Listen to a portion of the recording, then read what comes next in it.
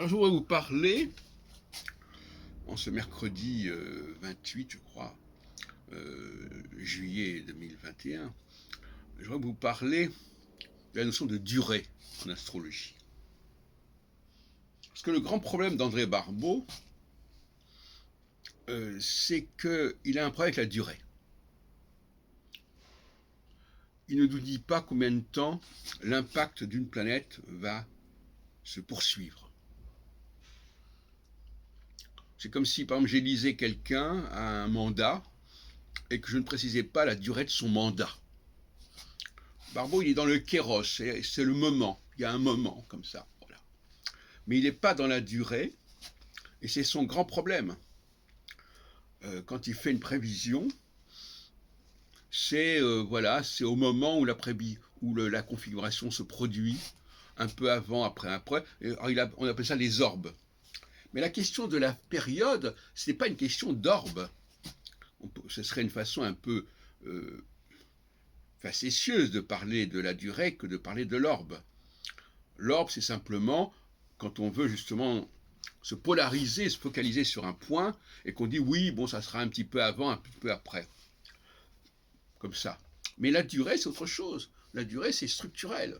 C'est-à-dire que voilà, je détermine que le processus que je décris va durer de tel moment à tel moment. Quand je dis moment, c'est une façon de parler. C'est-à-dire, voilà, ça va s'étendre. Voilà, il y aura un terminus de départ et un terminus d'arrivée, comme disent les historiens des textes. Et donc, il y a un terme. Alors, généralement, Barbeau, il nous dit, bon, ça sera telle année, telle année.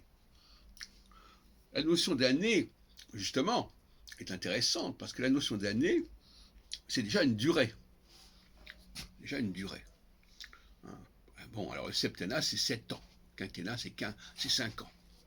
Donc, il y a une durée. Une semaine, c'est une durée. Il y a un début de la semaine et il y a une fin de la semaine, week-end. Bon. Donc, la lunaison, bon, comme dirait notre ami Dominique, c'est effectivement une durée. Il y a une durée qui est celle d'une lunaison jusqu'à la suivante. Alors, certaines personnes n'arrivent pas très bien à comprendre ça. Est-ce qu'une période, elle commence à la fin de la période précédente et elle s'étend jusqu'à la période suivante? Mais encore faut-il avoir une théorie périodique cohérente. C'est-à-dire combien il y a de facteurs qui rentrent en jeu. Si j'utilise un très grand nombre de facteurs, la notion de durée est ingérable. Parce que, voilà, il y a un autre facteur qui va entrer, qui va se produire, qui va se croiser, etc. La notion de durée ne fait sens, finalement, que si j'ai un seul facteur. Et que ce facteur, je peux le suivre. Le cycle saisonnier, c'est un phénomène unifactoriel. Le fait de dire que le soleil est dans tel signe, c'est un phénomène unifactoriel. C'est le soleil qui traverse, qui passe d'un signe à l'autre.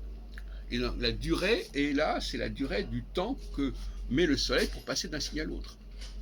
Bon, en l'occurrence, c'est un mois, mais sur d'autres sujets, etc. etc.